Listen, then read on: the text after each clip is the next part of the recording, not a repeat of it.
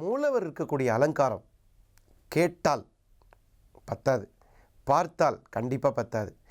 மனது நிறைய குடியிருக்கும் ஆடி திருநாளில் அம்மன் அலங்காரம் பார்ப்பதற்கு அம்மனுடைய அனுமதி வேண்டும்.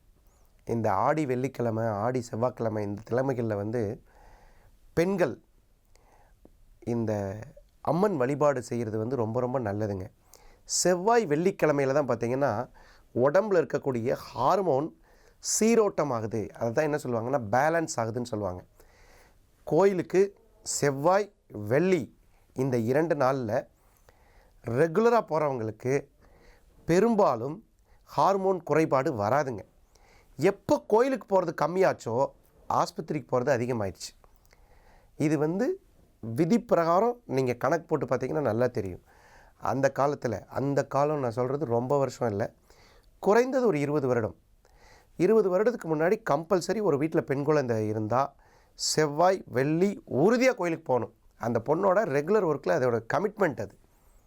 இது எல்லாருக்கும் தெரிஞ்ச விஷயம்.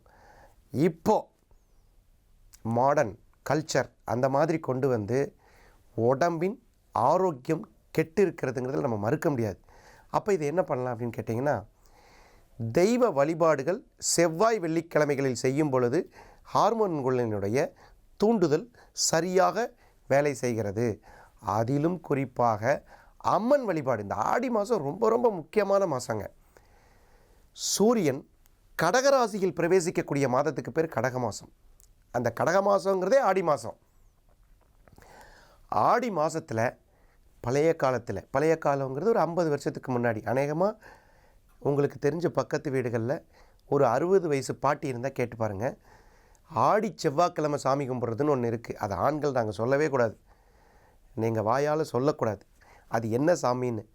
அந்த சாமிக்கு சரியான பக்குவ முறைப்படி உணவை வைத்து வழிபட்டு அந்த உணவை ஆண்கள் பார்க்கக்கூடாது. அது உணவுன்னு சொல்லக்கூடாது, பிரசாதம். இந்த மாதிரி ஒரு அற்புதமான விஷயங்கள்லாம் இந்த ஆடி மாதத்துக்கு நிறைஞ்சது. கேட்டு பாருங்கள், அதை செஞ்சு பாருங்கள். அதை செய்யும் பொழுது உங்கள் குழந்தைகள், உங்களுடைய சுமங்கலிக்கு காரணமான இந்த கயிறு நித்திய சுமங்கலியாக இருக்கக்கூடிய மகாபாக்கியத்தை தரவல்லவள். அற்புதமான தரிசனம்.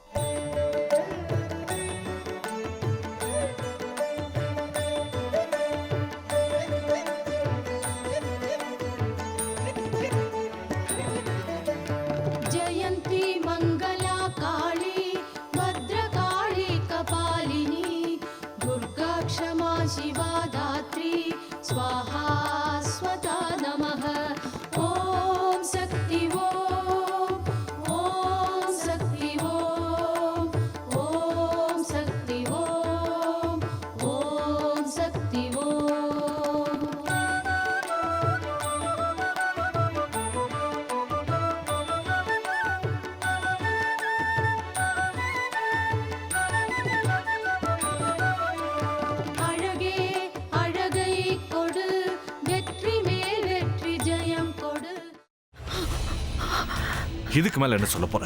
சொல்றதுக்கு வேற ஏதாவது பொய் இருந்தா சொல்லிடு. அவதான் ஏமாத்தி எல்லாத்தையும் என்கிட்ட இருந்து பறிச்சிட்டான்னு பார்த்தா நீயும் இப்போ அதே தான் பண்ணிருக்க. ஏன் ஆலியா, ஏன் இப்படி பண்ண? இந்த உலகத்துல பாட்டிக்கு அப்புறம் நான் யார் மேலேயாவது உயிரையே வச்சிருக்கேன்னா அது ஊ மேலதான் உனக்கு தெரியாதா? ஏன் இப்படி பண்ண ஆலியா? உனக்கு காசு பணம் அவ்வளவு முக்கியமா போயிடுச்சு. அதுக்காக நம்ம உறவை கூட மறந்துடுவியா?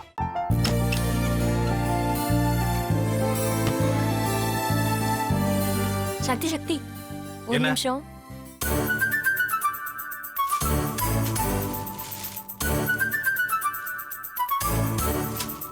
இந்தாங்க. என்ன இது? உங்களுக்கு பிடிச்ச பிராண்ட் செப்பல்.